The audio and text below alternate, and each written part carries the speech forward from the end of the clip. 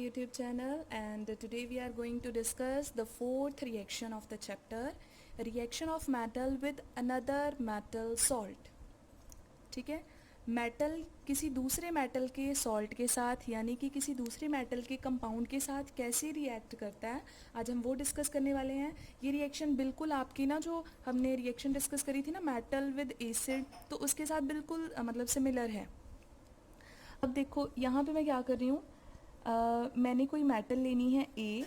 ठीक है, ये मेरे पास एक मेटल है, मैंने उसको रिएक्ट करवा देना है किसी दूसरी मेटल बी के साथ, और बी जो मेटल थी उसने ऑलरेडी सी के साथ कंपाउंड बना रखा था. यानी मैं एक ले रही हूँ मेटल ए और एक ले रही हूँ मेटल बी जिसका ऑलरेडी कंपाउंड हमारे पास है. जब हम इनको रिएक्ट करेंगे तो होना क्या है, जो ए है मेटल वो बी मेटल को क्या कर देगी, डिस्प्लेस कर देगी, खुद अपना कंपाउंड बना लेगी सी के साथ, और जो बी मेटल है उसको बाहर निकाल देगी, रिमूव कर देगी. समझ गए इतना? ठीक है, तो कोई भी मेटल जब किसी दूसरी मेटल के सॉल्ट के साथ या उसके कंपाउंड के साथ रिएक्ट करती है, देन हमेशा कौन सी रिएक्शन होती है, displacement reaction. Why? Because one metal displaces another metal from its compound. तो अब आप यहाँ पे कैसे डिफाइन करोगे, when a metal reacts with salt of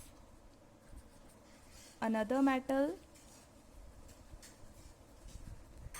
then displacement reaction takes place. ठीक है, जब भी कोई एक मेटल किसी दूसरी मेटल के सॉल्ट के साथ रिएक्ट करती है तब कौन सी रिएक्शन होती है, displacement reaction. One metal displaces another metal. ठीक है, so one metal can displace another metal from its compound. तो अब यहाँ पे इसकी कोई हम लोग एग्जांपल कर लेते हैं. ठीक है, मैं यहाँ पे एग्जांपल लिख रही हूँ. मैंने लिखा जिंक, मेटल ले ली मैंने एक, दूसरी तरफ मैंने लिया कॉपर सल्फेट. कॉपर सल्फेट क्या है, it is a salt of copper और कंपाउंड ऑफ कॉपर. जब मैंने इसके साथ रिएक्ट करवाया तो जिंक ने बेटा क्या किया, जिंक ने कॉपर को डिस्प्लेस कर दिया. तो जब इसने इसको डिस्प्लेस कर दिया तो खुद आके सल्फेट के साथ अपना कंपाउंड बना गया. ठीक है, जिंक ने कॉपर को हटा दिया उसकी जगह से, और कॉपर जो है वो अलग से प्रोड्यूस हो गया. समझ गए इतना? ठीक है, तो इसको आप क्या बोलते हो, it is a displacement reaction in which one metal displaces another metal. मैं यहाँ पे लिख ही देती हूँ, here one metal, यहाँ पे मैं कुछ चीज़ें छोड़ रही हूँ. ठीक है, one metal displaces another metal from its compound. एक मेटल किसी दूसरी मेटल को उसी के कंपाउंड में से बाहर निकाल देगी, डिस्प्लेस कर देगी. तो जैसे वहाँ पे एसिड के केस में क्या होता था, जिंक हाइड्रोजन को डिस्प्लेस कर देता था, है ना, क्योंकि एसिड के केस में हमेशा हाइड्रोजन होना है और हाइड्रोजन को डिस्प्लेस कर दिया जाता था. लेकिन यहाँ पे क्या होता है, मेटल मेटल को ही डिस्प्लेस करता है. Hope it is clear?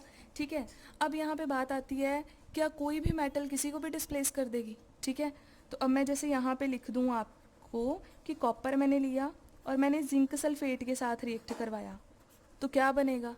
आप लोग बोल दोगे मैम कॉपर जिंक को डिस्प्लेस कर देगा और कॉपर सल्फेट बना लेगा और साथ में जो है वो जिंक प्रोड्यूस हो जाएगा, है ना. डेफिनेटली आप यही सोचोगे कि कॉपर जिंक को डिस्प्लेस करके रिएक्शन ये हो जाएगी, बट दिस इज़ रॉन्ग. अब रॉन्ग क्यों है? रॉन्ग ये है कि हर एक मेटल हर दूसरी मेटल को डिस्प्लेस नहीं कर सकती है. ठीक है, अब मेरे को बताओ, सपोज़ आपकी क्लास में पोजीशन ना, अब मैं जस्ट आपको एक एग्जांपल दे रही हूँ. सपोज़ क्लास में ना एक फर्स्ट रैंक पे स्टूडेंट आ रहा है, टॉपर है क्लास का, उसकी पोजीशन 1 है. ठीक है, तो सपोज़ आपकी पोजीशन जो है वो सेकंड है. ठीक है, दिस इज़ यू. समझ गए? तो अगर आपसे बोला जाए कि बेटा नेक्स्ट टाइम जो है आपने इससे अच्छे मार्क्स लेने हैं, आपने इसको इसकी पोजीशन से हटा देना है और ख़ुद उसकी पोजीशन पे आना है, आप आ सकते हो? आप कैसे आ सकते हो? अगर आप उससे ज़्यादा कैपेबिलिटी रखोगे, अगर आप ज़्यादा स्ट्रॉन्ग बनोगे, अपनी स्टडीज़ को लेकर, देन ही आप उसको हटा सकते हो। ठीक है, हमेशा बेटा एक स्ट्रॉन्ग चीज़ किसी भी वीक को डिस्प्लेस करती है। ठीक है, समझ गए? कोई वीक बंदा है किसी स्ट्रॉन्ग पर्सन को, है ना, डिस्प्लेस कर सकता है उसकी पोजीशन से, नहीं, लेकिन स्ट्रॉन्ग वाला वीक वाले को आराम से निकाल सकता है। तो इसीलिए आपने याद रखना है कि जो मेटल स्ट्रॉन्ग मीन्स जो हाईली रिएक्टिव है, जो मेटल बहुत ज़्यादा रिएक्टिव है वो क्या करेगी, जो मेटल रिएक्टिव कम है उसको डिस्प्लेस कर देगी। So a highly reactive metal can displace a less reactive metal. समझ गए? और less reactive metal high reactive metal को डिस्प्लेस नहीं कर सकती है। ठीक है, so this is the concept. अब ये कॉन्सेप्ट आप कैसे रिलेट कर सकते हो? हम अच्छा, एक्टिविटी सीरीज़ में आपको दिखाती हूँ, हम वहाँ से रिलेट करते हैं। ये रही आपकी एक्टिविटी सीरीज़। अब देखो ध्यान से, इस रिएक्टिविटी सीरीज़ में कॉपर कहाँ पे है और जिंक कहाँ पे है? हम कॉपर और जिंक को रिएक्ट करवा रहे हैं, हमने देखना है कि कौन सी रिएक्शन हो सकती है और कौन सी नहीं। अब देखो, ये रहा आपका जिंक, ठीक है, और कॉपर कहाँ पे है? ये रहा आपका कॉपर। ठीक है, तो जिंक यहाँ पे है, कॉपर यहाँ पे है। अब देखो रिएक्टिविटी सीरीज़ में ऊपर कौन है? ठीक है, ऊपर कौन है बेटा? यहाँ पे ऊपर आपके पास है जिंक और कॉपर नीचे है। कॉपर ऊपर है, it means it is highly reactive,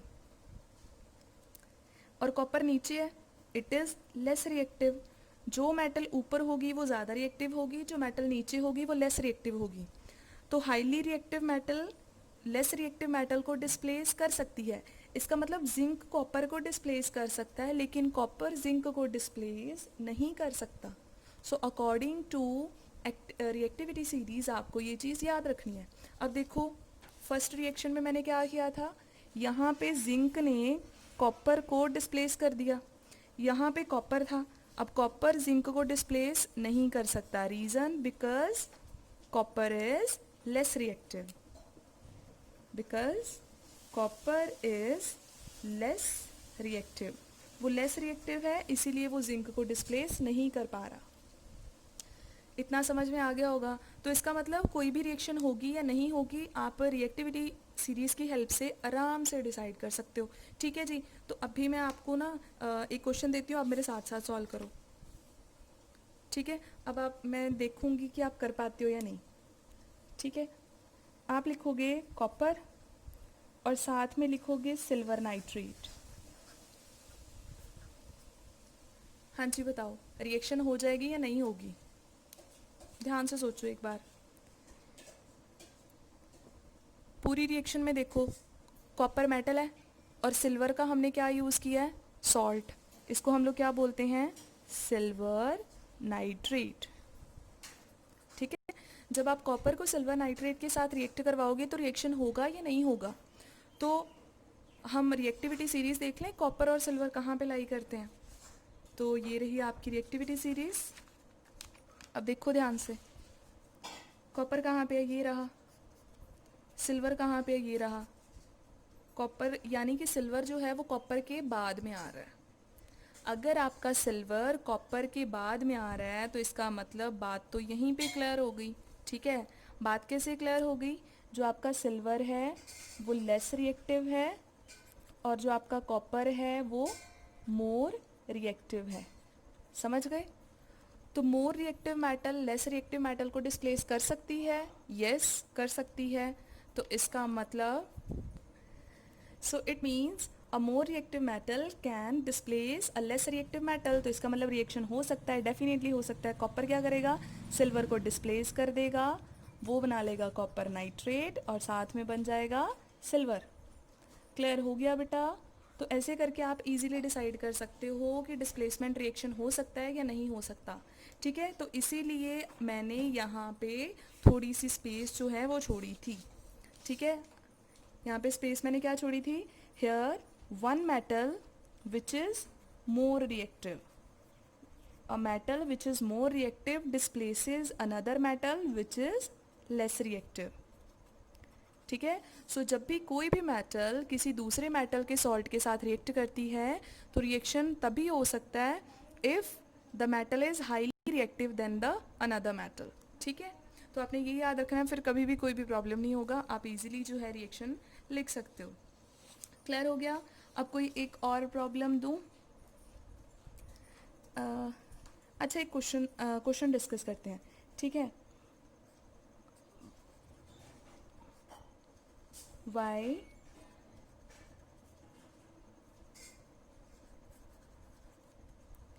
why the citrus food, और हम लोग कह दें acidic food, are not kept in metal containers? Why the citrus or the acidic foods are not kept in metal containers? metal container जैसे suppose मैंने यहाँ पे aluminium रख दिया, या मैंने कोई जिंक का कंटेनर यूज़ कर लिया, है ना। तो मेटल के कंटेनर में हम सिट्रस, आपको पता है सिट्रस फूड कौन से होते हैं, जो मतलब थोड़ा सा जिसमें खटास होती है। अब जैसे आपके पास कर्ड हो गया, ठीक है। कर्ड आपको पता है खट्टा होता है। क्यों खट्टा होता है? क्योंकि उसमें एसिड होता है। जिस भी चीज़ में बेटा एसिड होगा वो हमेशा उसका जो टेस्ट है वो सोर होगा। अब जैसे ऑरेंज हो गया, ठीक है, ऑरेंज हो गया आपके पास, देन एप्पल हो गया, मैंगो हो गया, ठीक है, टोमेटो हो गया, देन आपका टेमरिंड हो गया, ठीक है। ये सारी चीज़ें खट्टी हैं, तो इसका मतलब सभी में कौन सी चीज़ प्रेजेंट होती है? एसिड। तो हम एसिड वाले फूड्स को मेटल कंटेनर्स में क्यों नहीं रखते हैं? तो रीज़न क्या है? आपको पता है कि अगर हमने मेटल कंटेनर में रखा तो मेटल क्या करती है? मेटल तो एसिड के साथ रिएक्ट कर जाएगी, रिएक्ट करके कोई ना कोई फर्दर कंपाउंड बना देगी, ठीक है। तो वो कंपाउंड क्या होते हैं? These are poisonous.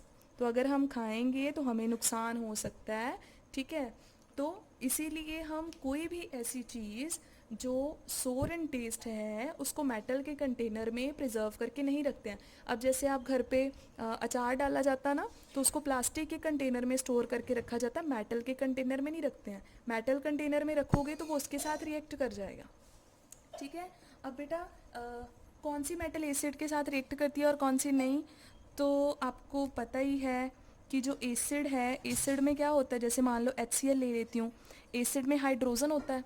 तो सपोज़ मैं यहाँ पे रख दूँ जिंक, है ना, तो क्या जिंक HCl के साथ रिएक्ट करेगा? तो आप कैसे डिसाइड करोगे? निकाल लो रिएक्टिविटी सीरीज़, देखो जिंक कहाँ पे है। जिंक रहा आपका ये, और हाइड्रोजन कहाँ पे है? ये रहा। कौन ऊपर है? जिंक। इसका मतलब जिंक ज़्यादा रिएक्टिव है एज़ कम्पेयर टू हाइड्रोजन। तो जिंक आपका हाइड्रोजन को डिस्प्लेस कर सकता है। तो जिंक जैसे ही हाइड्रोजन को, इसका मतलब जिंक एसिड के साथ रिएक्ट कर जाएगा, जिंक क्लोराइड बनाएगा और साथ में हाइड्रोजन गैस प्रोड्यूस करेगा, ठीक है। तो पता चल गया रिएक्टिविटी सीरीज़ आपको कैसे बेनिफिट दे रही है, ठीक है। अब यहाँ पे ना आपको जो बोर्ड पॉइंट ऑफ व्यू से क्वेश्चंस करे जाते हैं ना, एक्टिविटी मतलब पॉइंट ऑफ व्यू से, वो थोड़ा डिस्कस कर लेते हैं। वैसे हमने पहले भी इसको डिस्कस किया था आई थिंक, लेकिन एक बार फिर से मैं बता देती हूँ। अब आपको क्वेश्चन किया जाता है कि जब आप एक आयरन नेल को, ठीक है, आयरन नेल को कॉपर सल्फेट, मैं यहाँ पे पूरा ही लिख रही हूँ, कॉपर सल्फेट, इसके सॉल्यूशन में डिप करते हो तो आपको क्या चेंजेस दिखते हैं? आप क्या ऑब्जर्व करते हो, ठीक है। तो बताओ क्या ऑब्जर्वेशन होगी आपकी। अब आयरन नेल Fe, ठीक है, कॉपर सल्फेट CuSO4, हमने एक टेस्ट ट्यूब लेनी है, टेस्ट ट्यूब में कॉपर सल्फेट को डाल देना है, ठीक है। कॉपर सल्फेट का सॉल्यूशन बना के डाल दिया, और उसमें हमने क्या करना है, एक आयरन नेल डाल देनी है, उसको डिप कर देना है। अब आपको पता है जो कॉपर सल्फेट है it is blue in colour, ये ब्लू कलर का होता है, ठीक है। तो सॉल्यूशन पूरा ब्लू कलर का था, हमने आयरन नेल को डिप कर दिया। जब हमने उसको डिप करा तो हमने यही देखना है कि दोनों में रिएक्शन होगा या फिर नहीं होगा, ठीक है। तो हम क्या करेंगे, हम रिएक्टिविटी सीरीज़ की हेल्प लेंगे। रिएक्टिविटी सीरीज़ में देखो, ये रहा आयरन, ये रहा कॉपर, आयरन ऊपर है कॉपर नीचे है, means iron is more reactive than copper, तो इसका मतलब आयरन कॉपर के साथ रिएक्ट कर जाएगा, iron can displace the copper, तो आयरन क्या करेगा, कॉपर को डिस्प्लेस कर देगा और खुद बना लेगा आयरन सल्फेट, या फिर हम इसको बोलते हैं फेरस सल्फेट। आयरन ने अपना कंपाउंड बना लिया और कॉपर को अलग कर दिया। समझ गए? तो इसका मतलब कि जैसे ही हमने कॉपर सल्फेट के सॉल्यूशन में आयरन की नेल को डिप किया तो रिएक्शन तो दोनों में हो जाएगा। ठीक है, अब आपको पता है जैसे ही रिएक्शन होगा तो फेरस सल्फेट बन रहा है, और फेरस सल्फेट का कलर कौन सा होता है, it is light green in colour, ये लाइट ग्रीन कलर का होता है। और ये कौन सा था, ब्लू कलर का। अब जैसे जैसे, अब स्टार्टिंग में क्या था, स्टार्टिंग में था कि कॉपर सल्फेट ही था, ये बिल्कुल नहीं था, तो पूरे सॉल्यूशन का कलर कौन सा होगा, ब्लू। लेकिन जैसे ही ये दोनों आपस में रिएक्ट करना स्टार्ट हो जाएंगे तो ब्लू कलर धीरे धीरे आप देख रहे होगे कि फेड होता जाएगा, ब्लू कलर जो है वो फेड होता जाएगा। क्यों? क्योंकि कॉपर सल्फेट खत्म होता जा रहा है, वो रिएक्शन होती जा रही है ना, तो कॉपर सल्फेट कम होता जाएगा, तो ब्लू कलर भी क्या होता जाएगा, फेड।